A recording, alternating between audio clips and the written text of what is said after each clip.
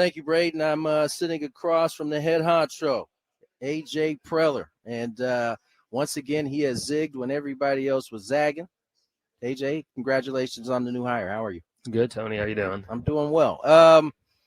Craig Stammen, been in the organization since 17, but with you since end of 23. And the one thing I've noticed about you in my time here is that often when you hire somebody, there's a reason behind it. You aren't just bringing somebody into your circle without good reason. And we fast forward to the day, Craig Stammen's your manager.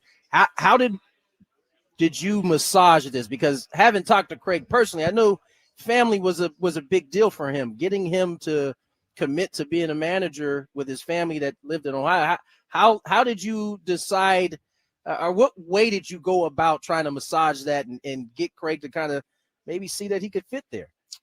I think just going kind of step by step and like just being truthful. I mean, Craig's a super genuine person, and I think he's somebody that he's a very straight shooter and honest person. So I think when we started the process, after Schulte's announcement, we started with a long, large group of candidates, and basically, went to Craig and some others internally in the organization that that we think highly of, and just said, hey, would you want to be considered for this? And as we went through the couple week process, for Craig, it was really just talking like step by step about what his questions or concerns were, explaining to him that we thought he'd be a strong candidate for the job. We also had some other really good candidates. Yeah. So, we just went kind of step by step. Initially, he was, at a spot where he just said, I don't think family-wise, I'm not sure if this is the next step for me. But kind of as we got through that first round of interviews, he came back and said, I've had a chance to talk to Audrey. Let's at least talk about what this would look like. So, it was an ability to just talk honestly. I think to me it was, again, I don't think we have to sell anything with the Padres. I think it's just more about this is what it's going to be. These are the questions. The organization well. And I think because of that, maybe it just led them to kind of start seeing, okay, like, this is a good step for our family. And this is something that I think baseball-wise, he always wanted to do it, but I think when he got some of the family questions about, what that meant for them to be in that chair, I think he started getting more and more comfortable with it. And he came back to us after the first round and said, look, if you guys want to consider me, like I'm in. Like this isn't something where I'm kind of half in, half out. Like I'd be in with my family. And then we were able to interview him and then kind of start the process with him and get to the next round with the different candidates. Now, Stamp said that you were coy in the beginning, but the way you explained that would indicate that from the very beginning he was at least notified, hey, we kind of want you to do this. Yeah, no, he'll say some of those things, and like again, like I think for us, like we were pretty, again, like because we were getting into that interview process. I know some people have said, hey, is it weird that somebody was in the first round of interviews then became a candidate? I don't think so, because it's not just Craig. Like you mentioned, we've had there's a few managers that are out there and a lot of people in the game that have been in that kind of special assistant role, and they're in there because they've got great takes. And myself, Josh, we rely on that group. So a decision like making an important decision about the manager, Craig was going to be a part of that. But, getting into that spot about, hey, if you're a couple other candidates that we talked to as well, they were comfortable at first sitting out and then eventually jumping in. Right. Because, you don't kind of want to cross that line either. So as you started to go to the process, and you obviously knew what you liked about Stam, what was it about the things that he brings to the table that intrigued you of him being a manager? I think, first of all, it's just you saw it today, he's just very genuine. He's very comfortable in his own skin. I think the same guy that you're going to see, whether we win 2 World Series or, we have a 3-game losing streak, I think you're going to get that same person. He's very familiar with our team and our organization. I think we viewed it as a positive that he's played with. And, like he mentioned, he's been on the plane, he's playing cards with the group. But he also has a backbone. He's not somebody that, at the end of the day is just going to be about being buddy with somebody. He understands that he's very competitive and he's an elite competitor. So, and I think too, like that role that Schulte put together in terms of Craig, AJ, Ellis, Alan, Craig, they were in uniform and they were kind of an extension of the coaching staff, working with our players, going down for the minor leagues and working with players, and then being part of our big league group. So, it wasn't necessarily he was in, khakis and a polo shirt or basketball shorts and a t-shirt. But he was he was in uni with the group as an extension, just getting a different perspective and kind of seeing it from the coaching staff standpoint, the manager standpoint, learning from that group. I thought all of that, all those unique experiences for him, what he's like as an individual, what he's like as a player, and what he's taken on the last couple of years. And he didn't just, it wasn't like, hey, he was bouncing in like, hey, Right. once each half or whatever. I mean, he was, he was seeing 40, 50 games live in person around the team, spring training the entire time. Involved in all of our meetings with Schulte and the group before and after games, sitting in Schulte's office till late at night. I think all those things prepare him for the job. You mentioned backbone. There's this idea that somehow Craig can be a yes man to you. How much do you want different opinions and have created an environment where there is debate on certain issues and things and how you see the team? Yeah, that's our environment. It's like if you can work in that environment where, again, you're going to throw a topic out there and best idea wins, and it can come from anywhere. It doesn't have to come. A lot of the good ideas we've had doesn't have to be from the general manager or from the assistant general manager. We've got a great organization. We've got people that have been in their jobs for a long time and are really good at what they do. And I've seen Craig, and he's seen us. Like he mentioned, kind of having a different seat the last 3 years. He's seen how that works. That's just leadership. Like the best people are comfortable in their skin. They're able to get different takes and opinions. They're able to use that information. But then ultimately, we give a lot of leeway to our manager to make the decisions. We're not the group that's, hey, this is the lineup simulator and go run this. Right. But it's also like, hey, here's the different pieces of information that you need, from R&D, from our coaching staff, from our players, from the front office to go make informed decisions.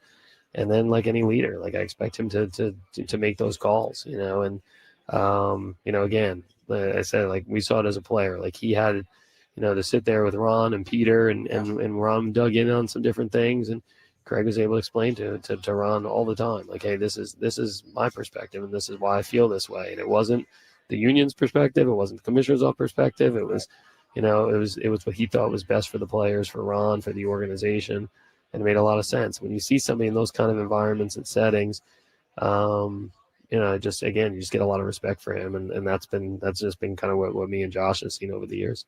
AJ Preller joins us, head of baseball operations here with the Padres. And AJ, as you start to look at the things that are strengths for Craig, how do you feel it comes in and can help what's already kind of been built here going forward? Yeah, I mean, I think I think he's realistic. Like you're not, again, like we've had some success, and now it's ultimately like, yeah, you're going to take another step. It's a big part of it's through hard work, and that's the way he was as a player. That's the way he's been as a staff member. Instilling that, like you got to be willing to make some sacrifices, and I think the group our team's made sacrifices over the years to get to the point that we've gotten to. But hey, there's probably another step there, and I think for him, being able to have the relationships with the players to be able to say, okay, let's commit to something, and then ultimately, have the knowledge and expertise to put a staff together that has that expertise to then figure out what those next steps are and hold players accountable. He did that as a player. He's done that as a staff member. He's going to do it as a manager. And I feel strongly about that. And, I think to me, in terms of the culture, like the family component that he's talking about, like, we've had very good locker room the last couple of years. I know, like, you lose to the Cubs and all of a sudden that means something must have been wrong, or this guy doesn't like that guy. Like that hasn't been the case. But in terms of finding like, that next step or that next level and what that looks like, he did that as a player that had ability, but he was able to achieve or overachieve. He's done that as a staff member, and I think that's what he's going to ask of our whole group. Knowing there's probably a little bit more there for us if we're gonna be having a parade here.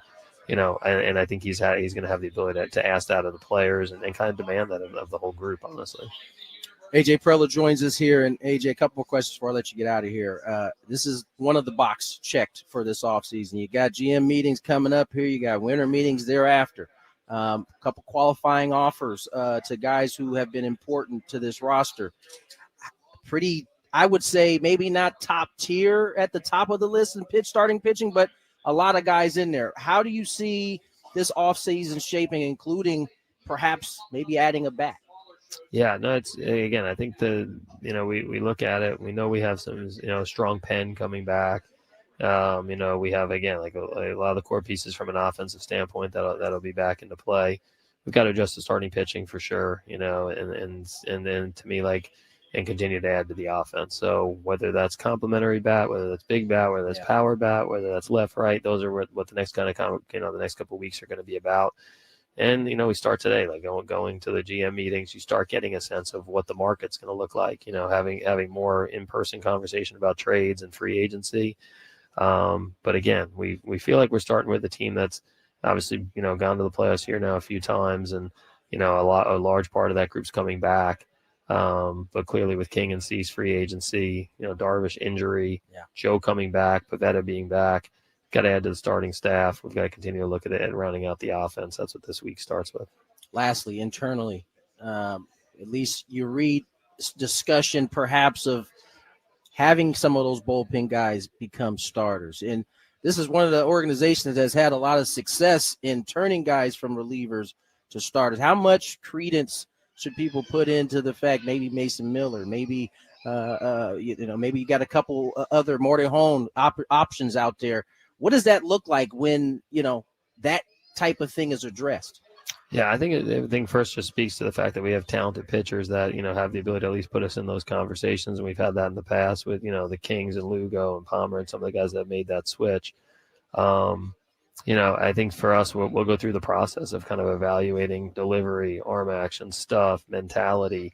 And then, to me, like getting Craig in place, he'll participate in that for sure. But having the staff really get together, we're going to round out the staff here this week for, from a coaching staff standpoint, and then start those meetings. And that'll be one of the conversations is, are there some relievers we feel like that we want to talk to and see where that goes. But we've made that evaluation in the past. It's been an area that we've had some success with.